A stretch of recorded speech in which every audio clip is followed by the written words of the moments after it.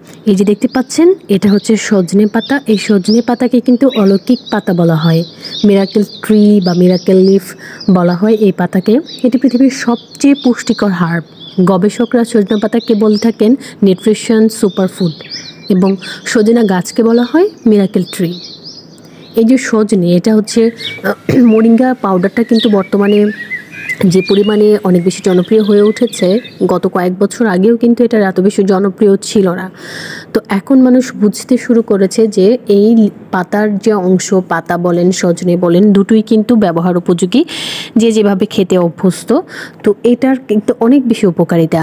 বলা হয়ে থাকে যে প্রতি গ্রাম সজনে পাতায় একটি কমলার চেয়ে 7 গুণ বেশি পরিমাণে ভিটামিন সি, দুধের চেয়ে 4 গুণ বেশি পরিমাণে ক্যালসিয়াম এবং 2 গুণ বেশি প্রোটিন, অর্থাৎ যে ক্যালসিয়ামটা থাকে এর দুধের থেকে কিন্তু 4 গুণ বেশি পরিমাণে ক্যালসিয়াম এটাতে থাকে, আর প্রোটিন থাকে অনেক বেশি, ডাবল। আর গাজরের চেয়ে 4 গুণ বেশি পরিমাণে ভিটামিন থাকে এই সজনে পাতাতে। তো এরকম প্রচুর পরিমাণে কিন্তু ভিটামিন সমৃদ্ধ খাবার হচ্ছে এটি।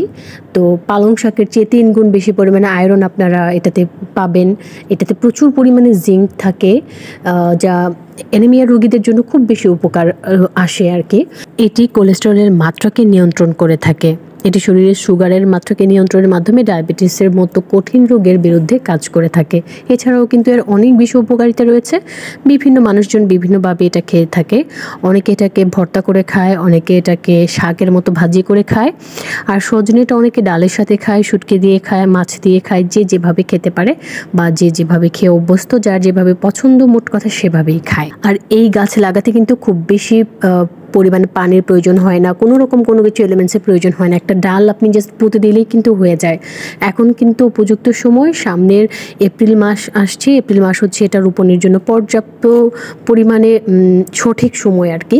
তো এইটা আপনি রোপণ করতে চাইলে একটা জাস্ট ডালা আপনার বাসার পাশে কিংবা বারান্দায় কিংবা ছাদে আপনি জাস্ট রোপণ করে রাখবেন। দেখবেন বৃষ্টি চলে আসতেছে না আর কিছুদিন পর, তখন সুন্দর করে এটা সুন্দর করে এটা গজিয়ে যাবে আর জীবন্ত হয়ে যাবে। পরের বছর ইনশাল্লাহ আপনি হচ্ছে এটার ফলন পেয়ে যাবেন।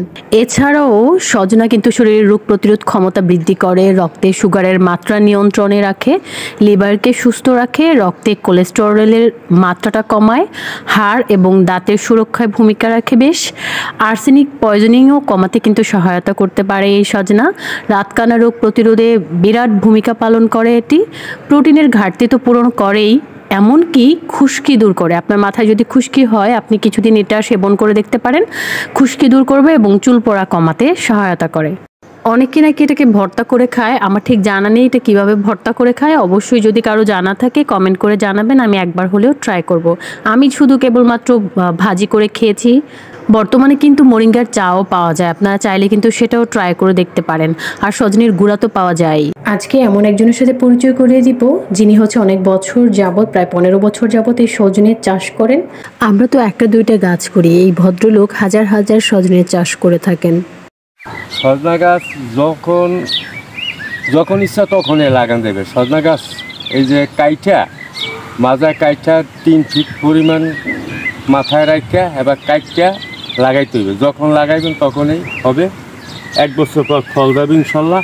এই যে শাক সবজি, এটা একটা মনে করেন পরিশ্রমের উপর সব কিছু করতে হবে। হ্যাঁ, শাক সবজি মানে বিভিন্ন শাক সবজি, তারপরে পেঁপে, লাউ,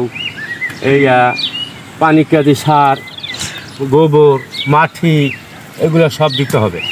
সাজনা গাছে মূলত 1 বছর পর তাইলে ফল আসে, তাই না? 1 বছর পর এই এখন এই লাগাইবেন। আগে তো এই সাজনা মানুষ খাইতোই না, এগুলো তো রাস্তায় পড়ে থাকতো। মানে এখন এটা তো এর উপকারিতাটা তো মানুষ এখন জানতেছে। এখন জানার পরে দেখা যায় যে এখন অনেক বেশি। হ্যাঁ, সজনা পাতা এগুলা। আপনারা কি ছোটবেলা থেকে এগুলো খাইতেন? জানতেন এটার উপকারিতা? আচ্ছা, আমি কিন্তু জানতাম না। ভালো একটা ভিটামিন। এখন দেখতেছি যে এটা মানে বাজারজাতকরণ করা হচ্ছে, যে পাউডার করে পাতাটা বিক্রি করা হচ্ছে কিন্তু 3000-4000 টাকা কেজি কোটা। ও আচ্ছা আচ্ছা। পাতা শুকাইয়া সিডেনিয়া শুকাইয়া এটা একটা পাউডার করিয়া তারপর ওগুলা বিক্রি করে। খাইতে হয় হয়তো 1 চামচ পাউডার পানির মধ্যে দিয়ে, গরম পানির মধ্যে দিয়ে, হয়তো বা দুধের মধ্যে দিয়ে খাইলে ওরা সবচেয়ে অ্যাকশন করে। যে 70-80টা রোগের উপকার করে এই সজনা পাতাটা। আচ্ছা। আর সজনাটা মনে করেন মাছ দেওয়া খাওয়া যায়, শুটকিটা খাওয়া যায়, ডাল দিয়ে খাওয়া যায়। এই সজনাটা যে যেভাবে খাইতে, হ্যাঁ, যে যেভাবে মন খাইতে চায় পারে। সে সেইভাবে খাইতে পারবে ইনশাল্লাহ। এতে আর কত সন্দেহ নেই। তাহলে ডাল জাস্ট একটা ডালা জাস্ট লাগাই দিলেই হ্যাঁ। হয়ে যাবে নাকি? হ্যাঁ, একটা গাছ লাগাই। পানি টানি দেওয়া লাগে না? না না না, ওগুলা পানি দেওয়া লাগে না, শুধু বালু হইলেই হয়, মাটির মধ্যে লাগাইলে হবে না। ও আচ্ছা, বালি লাগবে না? বালি, হ্যাঁ। আঠালো মাটিতে হবে না? না না, এরকম না, এরকম বালি লাগবে না? এরকম বালু লাগবে।